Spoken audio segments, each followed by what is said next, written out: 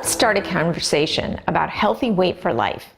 Obviously, we're looking around and you can see, why are we so overweight? We're wondering what is causing this obesity epidemic. Well, it's because there's many ways that diets fail. And you may ask, how do they fail us? Well, one of the most common obstacles that people face that they may not know about is detoxification. Other reasons, they go to appetite suppressants, or they may think it's important to just not eat as much and really starve themselves.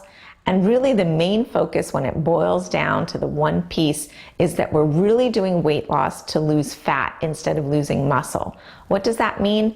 It means that we really need to shift our focus from being light to being lean, and that's one of the tricks. So let's talk about these in detail. In order to really understand how we get healthy weight for life, you need to understand these two terms called inflammation and detoxification. Let's put it all into context, okay? We're backing it up another step. If we look around, you can see that our shapes are changing over time. Obesity didn't used to be as big a problem as it is now. We used to not have the epidemic of children being overweight, let alone our adults being overweight. And many of us are believing that the reason why we're evolving into this different shape is because we're making different choices as compared to our ancestors. We used to make better choices about how we ate, how we moved, and how we slept, how we managed our stress. These things are shifting the way our body is working, and we're seeing that on data, as we see here with the Center for Disease Control. What they decided to do was take a map and look at the rates of obesity throughout the US. So when they started tracking way back in 1985, the obesity epidemic was just starting. So you can see there are many states, which are in white, that there wasn't even any data for. They weren't tracking the rates of obesity in the adults there. And just to put it into a perspective, a 5'4" adult who had 30 extra pounds of weight on them would be considered obese, just to kind of get a sense of what obese really means. So you can see here that there's a color code or a color bar at the bottom. So as the number or percentage of adults that are obese goes up, the color goes from these cool blue tones up to the warm and hot red and orange tones. Now let's talk about how that makes a difference over time. Look at these maps. Now we're comparing 1990 to 1999 and then 2009. You can see an obvious trend. You see how states have slowly over time, actually not slowly, I would call this quick. I mean, in a matter of 20 years, we are seeing obesity increase amongst adults. And if we were to take a map for kids, it would look very similar. And why? Because in the homes, we're making similar choices. So those choices are affecting all ages. So why is this a big deal to all of us in healthcare, and why should it be a big deal to you? Well, there is this rise of chronic disease epidemics, meaning things that are going to stick with you if you don't change your choices. What are these risks that we really need to understand are rising? Well, you might be noticing them yourselves already. Things like heart disease. Did you ever think that you would get to know people who are having heart attacks in their 40s and think that's kind of normal or not a shock to you? How about diabetes? We're seeing full onset type 2 diabetes in teenagers. That was supposed to never happen to them until they were seniors, based on the lifestyles we had even 50 years ago. How about cancer? We used to think that cancer was also for seniors, but now more and more we see young adults with cancer popping up. Last but certainly not least is arthritis and many other symptoms that we may not die from necessarily, but they surely hinder our quality of life. So these chronic disease epidemics, you might wonder, why are they here? And so many people wonder, oh, why do I have this problem? And the thing that we hear over and over is that people are thinking it just runs in the family. What does that mean? Oh, that it's just in our genes. But here's the deal. All this stuff is changing in the last 20 years, but our genes haven't changed for thousands of years. So how can we pin everything on our genes or our family history? We can't. What's really happening is our unhealthy lifestyles are forcing changes in our bodies. And these diseases that are listed are really obesity-related diseases. So I don't mean to say that genes are not important, because your genes load the gun, but it is your poor lifestyle that could be pulling the trigger on whatever disease or symptoms that you seem to have for a long time. Chronic disease, chronic symptom, that's what I mean. And you know what? Research and popular media is catching on to this as well. They understand the word inflammation, and they know and they call it the secret killer. Not only is it linked to things like heart attacks, cancer, Alzheimer's, and arthritis, but the thing about it that's really seductive and problematic is that it's silent. It's kind of like so many other symptoms that people have. If you don't feel it, you don't know you have a problem. So this inflammation is the fuel for so many other long-term diseases that people have. Whether it's a disease or it's a symptom, that inflammation fuels it. So hopefully you're asking the question, how do I get rid of inflammation? Well, it's to understand this concept of debt. You know, when we make unhealthy choices, understand that we're going to pay a debt, pay a price for those choices. It's a debt that we owe our body. So whether we're overweight or obese, we do need to understand we carry this debt to our body when we start creating this imbalance. So how do we create imbalance or debt? Well, many of the foods and the way we eat inflame our body or cause inflammation. So we eat the wrong foods, the more artificial, processed, preserved they are, if they have a lot of ingredients in them that we don't need, like sugar, fat, salt, if they've been engineered or modified so that what they were originally is nothing like the tomato you might be eating now, this causes inflammation in the body. Many of the foods have now started triggering allergies and sensitivities, and to top it all off, we eat way too much of them compared to the way we used to eat, and we shovel them down at times in our times of stress. We're creating a debt to our body, an inflammatory debt. The other thing is our environment parallels our food choices. Think of all the things that our environment has in it that it didn't even have 50 to 100 years ago. Again, we cannot act like there isn't a price we must pay for being exposed to those things. And even though they may not take you down in a day or two, that long-term daily exposure racks up debt that your body will then have to pay the price for. So what happens next? I'm talking about all this doom and gloom with inflammation and all this garbage that we kind of are exposed to through our food, our stress, our environment. Well, luckily the body has a mechanism to get the garbage out. But here's the problem. If we don't give the body what it needs to get the garbage out, we end up with a garbage jam. And so here is the scientific explanation of how it all goes. Inflammation, as we talked about, is actually an alarm. It's an alarm set off by your body's immune system. And remember, your immune system is kind of like your body's security system. So if it sees like an infection, or if you injure yourself, or if there's a big grizzly bear that's coming to attack you, that immune system says, hey, big problem in the house. Let's turn on the alarm. And the body goes into survival mode.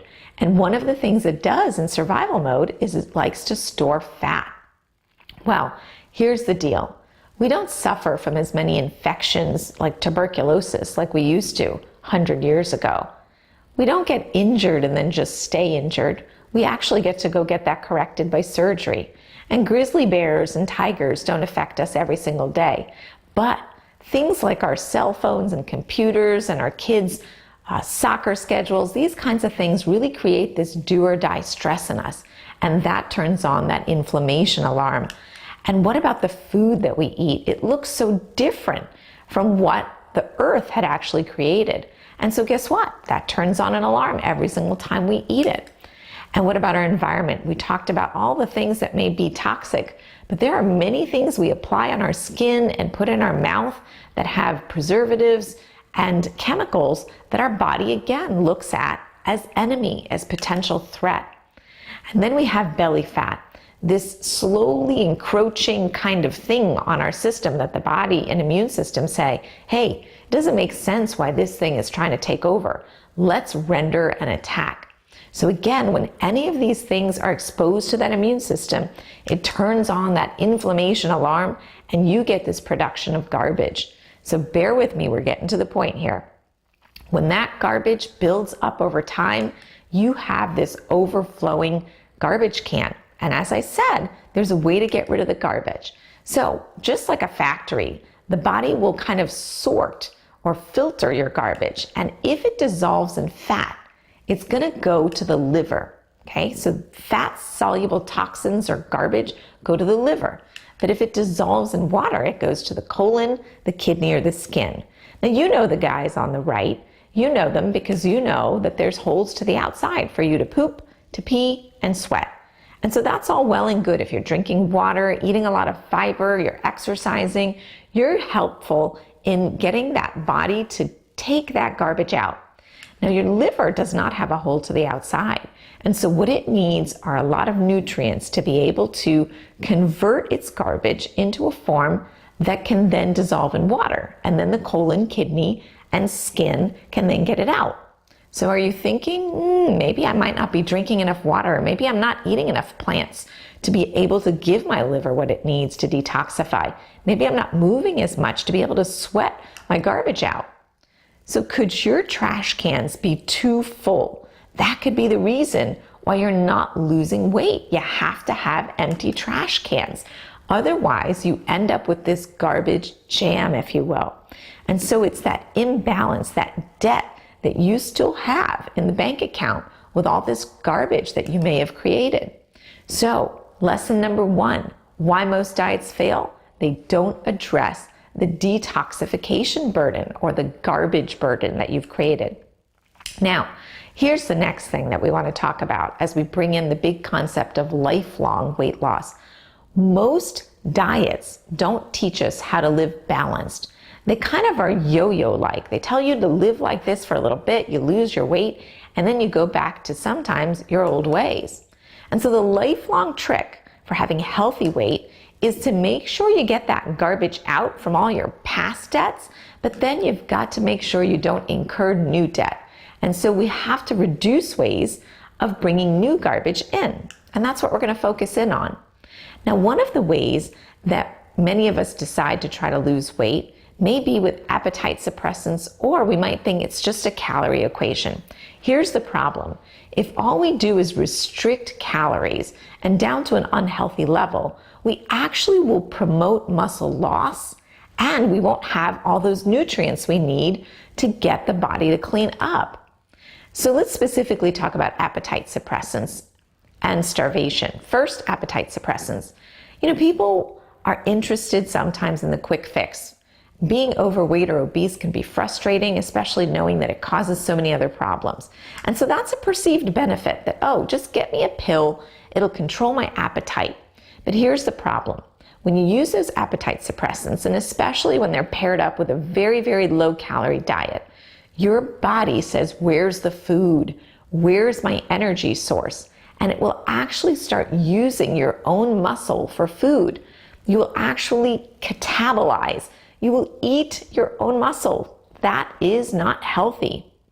And so what we really need to understand is people who have blood pressure issues, heart disease issues, or people who actually just want to keep weight off for life, appetite suppressants are potentially a real risk. They should not be considered that lifelong solution. So let's see how many times we're fooled into thinking that we've had healthy weight loss. You see, what happens is that when we look at our scale, all we see is a total number if it went up or down. But we don't know when the number goes down, did we actually lose fat? Or could we have inadvertently and dangerously lost muscle? And what I'm hoping that you're getting from me is that when we starve our bodies or when we use appetite suppressants, we are losing muscle, and muscle is what we absolutely need to keep the weight off for life. It's not a good long-term solution. So there's a big difference between muscle loss and fat loss. You see, when you lose muscle, you are losing your metabolic power. You are losing your fat burning power because it burns calories at a much higher speed, 5 times as much. And so the fact is that because muscle burns more fat, that's what's going to keep your weight healthy for life. And here's a picture to just drive home the point. We don't want to be just light. We want to be lean. If you look at the picture on your left-hand side, you see that there is this big circle of white lining around the muscle. This is kind of a cross-section of a thigh. And you see that that layer of fat, that I'm going to teach you is what causes inflammation. This person and the other person on the right may look the same on the outside, but you see how much more muscle the person on the right has? So that person is lean and that person is burning fat, whereas the person on the left, through maybe appetite suppressants or starvation or eating the wrong foods, is storing fat. Not good for healthy weight long term. Because not only do you not have health from calorie burn, but that extra fat is fueling inflammation. You remember that word? Inflammation is what fuels all other diseases that affect so many Americans and people across the globe. So you might be asking me, how do I burn fat versus store fat?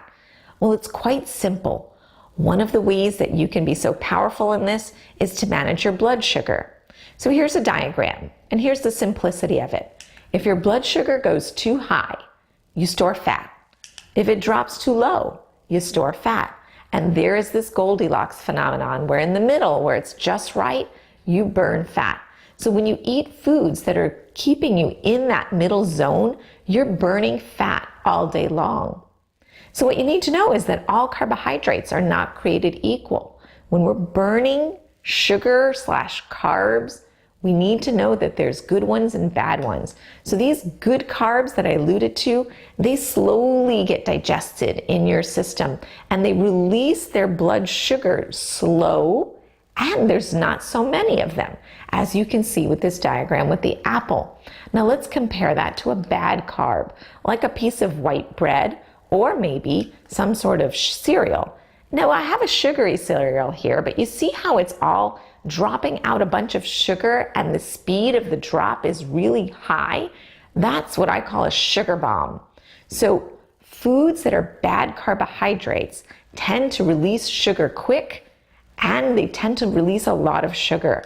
So the big lesson is that bad carbohydrates will cause fat gain, right? Let me show you how that happens. When we choose foods like white potatoes or jelly beans, we actually cause our blood sugar to spike. We call that a high glycemic food. Conversely, if you decide just to make a simple switch and eat a sweet potato, this sweet potato is low glycemic. It does not have that same sugar bomb effect.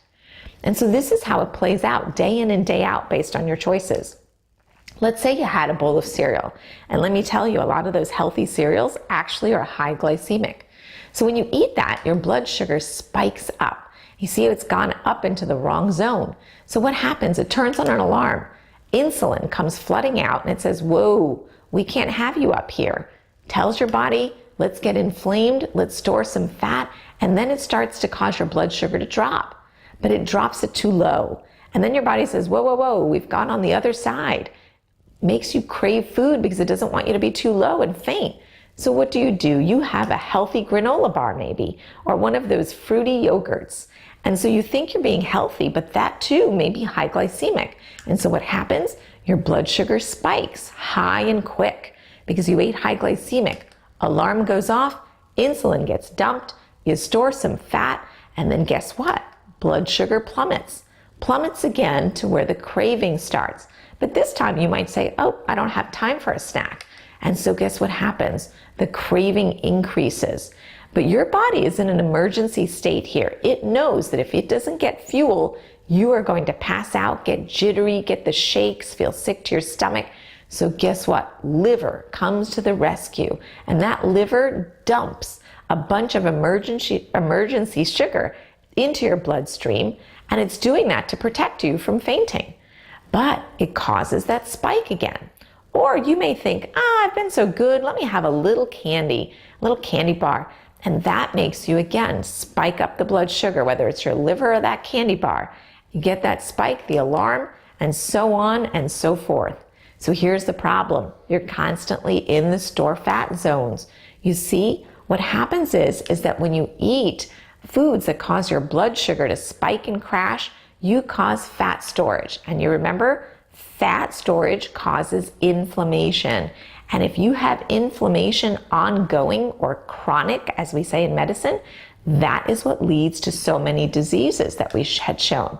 So here's the tips, final tips to kind of really get in the choices that we need to make to pay our debts off and keep them out. So you want to eat whole, unprocessed foods. The closer to the earth or the closer to the way the food originally came, the better. If your great-grandmother would not recognize the food, do not eat it. Try to minimize bad carbohydrates and grains and gluten in general. Most of the stuff that's out there tends to be enriched and bleached and processed. Keep it low or get it out. When you're eating your fruits and vegetables, be sure to get the rainbow of colors, because all of those colors are important for your liver to detoxify, and they're important for all other parts of your body to work well. So get fruits and vegetables close to the earth and get plenty of colors every day if you can.